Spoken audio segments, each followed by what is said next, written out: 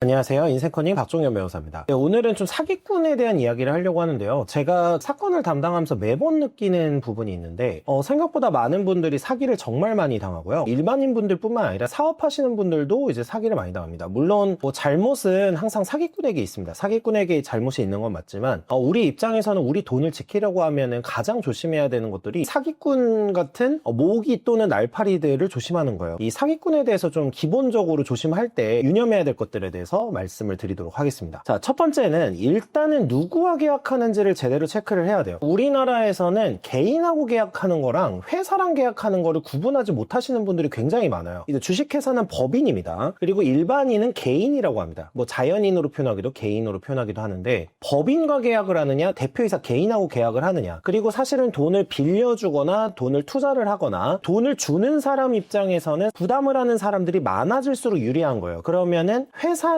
들어가 있고 대표이사 개인도 들어가 있는 게 가장 좋습니다. 왜냐면 내 돈을 빌려가든 아니면 내 돈을 투자해서 불려주겠다고 했든 결과적으로는 내 돈을 가져가는 놈들이잖아요. 그러면 이거를 언제든지 돌려받을 수 있으려면은 그 상대방이 누군지를 제대로 알아야 되는데, 생각보다 많은 분들이 투자를 하거나 돈을 불려주겠다 이런 얘기를 듣고서 돈을 줄 때 누구랑 계약하는지도 명확하게 안 하는 경우가 많아요. 예를 들면 이런 경우예요. 실제로 그 투자 사기 관련해서 제일 많이 하는 게, 예를 들면 친구의 소개로 누군가에게 돈을 이체를 했습니다. 돈을 이체받은 사람도 실제 경영자가 아닌 거예요. 그러면 고소를 해도 무혐의가 되고 이런 경우가 많거든요. 실제로 그 돈이 최종적으로 흘러가는 사람이 누구냐를 계약의 책임을 확실하게 해야 된다는 거죠. 그래서 내가 너한테 돈을 주는 거니까 네가 책임지는 거야 라고 하면서 확실하게 확인을 하거나 이 부분에 대해서 반드시 계약서를 써서 당사자가 누군지를 체크를 해야 됩니다. 근데 이거를 안 하고 나한테 돈 전해주면 다른 사람들한테 돈을 전해줄게, 이런 식으로 하면서 자신의 책임에서 벗어나는 사람들이 굉장히 많습니다. 돈을 무언가 투자를 할 거면 아니면 돈을 빌려줄 거면 반드시 누구랑 계약을 하는지를 체크를 해야 되고요. 특히 법인하고 계약할 때 하나 말씀을 드리면, 일반인 분들은 법인에 대한 개념이 없다 보니까 저 회사가 망하면 대표이사, 그러니까 사장한테 물으면 되는 거 아니야 라고 생각하시는 분들이 있는데, 사장이 사기 범죄나 이런 거를 저질러 가지고 개인적인 책임이 있는 경우를 제외하면은 원래는 법인에 대해서는 법인만 책임을 지는 겁니다. 그렇기 때문에 주식회사라는 제도가 있는 거예요. 주식회사라는 제도 자체가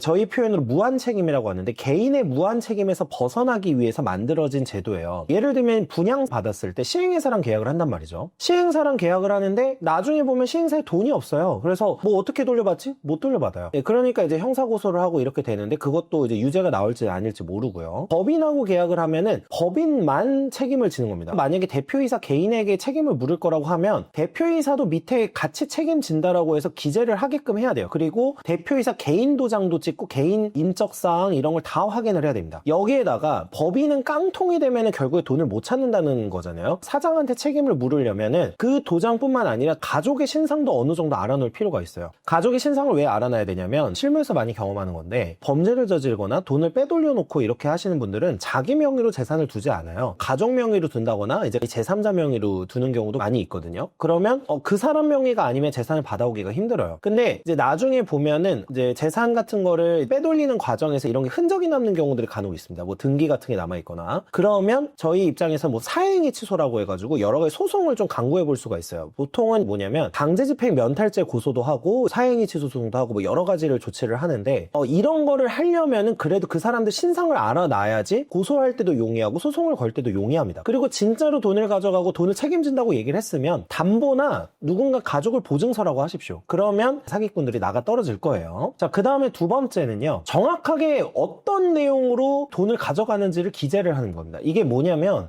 내가 돈을 빌려주는데 보통 얘기는 이런 거 해요. 내가 급하게 쓸 돈이 있어서, 아니면 급하게 부모님이 어디가 편찮으셔서, 아니면 사업 자금으로 필요해서, 이렇게 이제 용도를 얘기를 하면서 돈을 빌리는데, 이거를 반드시 증거로 남겨놔야 돼요. 왜 그러냐면 나중에 사기죄로 고소를 할 때 그 용도 같은 걸 속이거나 이랬을 때가 사기죄 인정 가능성이 높아지거든요. 그러니까 그 사람이 돈을 가져가서 뭘 하려고 하는지를 좀 적어놓을 필요가 있다. 투자 사기의 경우에도 마찬가지예요. 투자 사기 같은 경우에도 내가 정확하게 어디에 투자를 하고 뭐에 투자를 하는지를 좀 기재를 해놓을수록 그거와 다르게 투자를 했을 경우에는 책임을 묻기가 쉬워집니다. 만약에 투자를 하면은 돈을 정확하게 어떻게 해서 불려주겠다는 건지를 체크를 하고 이걸 계약서에 기재를 하는 게 가장 좋아요. 세 번째는 차명 회사를 좀 조심하라 이건데, 이제 어떤 거냐면요, 대표이사가 법인 등기부에 기재되어 있는 경우, 실질 대표자는 다른 경우, 이런 건데요. 그러니까 이런 경우는 조심을 할 수밖에 없어요. 보통 저희가 사건이 터지거나 하거나 고소를 하면은 실제적으로는 운영하는 사람이 다른 사람인데 명의만 사장으로 올려놓은 그런 케이스들이 많아요. 근데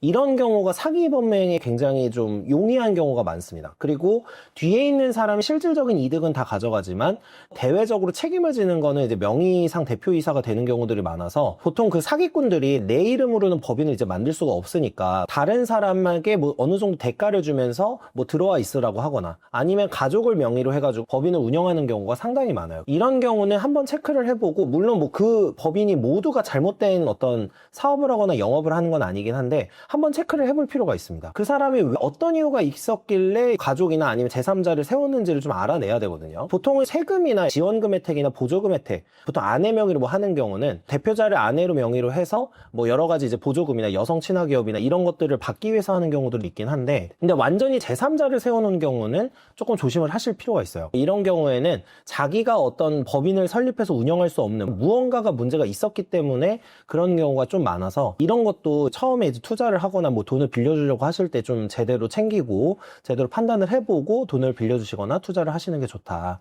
이렇게 말씀을 드리겠습니다. 그 다음에 마지막으로 하나 체크를 해볼 거는요. 내가 왜 저 사람을 믿게 되었는가를 한번 체크를 해보셨으면 좋겠어요. 마지막 요소는 나의 정신 상태를 체크하는 거예요. 자, 이게 어떤 거냐면 내가 왜 저 사람을 믿고 저 사람에게 투자 또는 돈을 빌려주게 되었지를 생각해 보시라는 거예요. 보통은 뭐 친구 관계일 수도 있고 지인 관계일 수도 있고 뭐 직장 동료 관계일 수도 있고 아니면 뭐 아는 사람의 아는 사람일 수도 있는데요. 보통 내가 어떤 사람을 믿고 돈을 건네준다거나 투자를 한다거나 했을 때 어떤 말의 현혹이 됐을 수도 있고 그 사람이 보이고 있는 뭐 명품 옷이라든지 외제차라든지 이런 거에 혹해서 그러셨을 수도 있어요. 그러니까 내가 저 사람의 업무나 능력을 제대로 확인하고 투자를 하는가를 한번 반추를 해봐야 됩니다. 대부분은 겉으로 보기에 그럴싸해 보이거나 겉으로 보기에 돈을 많이 번 것처럼 보이거나 이런 경우에는 사기 범행에 당하는 경우가 굉장히 많아져요. 이것 자체가 사람의 심리를 이용하는 건데 저 사람이 예를 들면 엄청 비싼 차를 타고 다닙니다. 그러면 저 사람은 적어도 돈을 실제로 많이 벌었구나. 저 사람은 나를 속이지는 않겠구나. 이런 거를 이제 보여주려고 하는 거기 때문에 그래서 사기에 당하는 경우도 있고 또 다른 경우는 유명인이 지인이라는 거를 하면서 신뢰를 부여받는 경우가 있어요. 내가 왜 저 사람한테 투자를 하려고 하는가? 내가 왜 저 사람한테 돈을 빌려주려고 하는가에 대해서 진심으로 좀 생각을 해볼 필요가 있는 거죠. 이제 사기라는 건 당연히 사기꾼의 잘못이 맞는데요. 여기서 조심해야 되는 거는 나의 무지도 어느 정도는 작용을 한다는 겁니다. 상대방 잘못이긴 하지만 결국에 당하면 내 손해예요. 그래서 안 당하기 위해서는 내가 저 사람을 어떤 연유로 신뢰하게 되었는가? 어떤 연유로 믿게 되었는가 이거를 스스로 생각을 해보는 게 최종적으로 돈을 투자하거나 돈을 빌려주려고 할 때 생각해야 될 부분입니다. 보통은 이제 상대방의 욕망을 많이 이용하거나 상대방의 약한 심리를 이용을 해요. 주로 돈을 빌리는 경우는 굉장히 자기가 어렵다라든지 이런 걸 어필하면서 빌려가는 케이스가 있고 또 반대로 돈 빌려주고 돈 투자하면 몇 배로 불려줄게 라고 해가지고 문제가 되는 경우가 있어요. 뭐 약한 심리를 이용하거나 이제 돈 벌고 싶은 심리를 이용하거나 근데 어쨌든 둘 다 잘못된 거고 돈을 빌려준다는 것 자체가 유사수신으로 문제가 됩니다.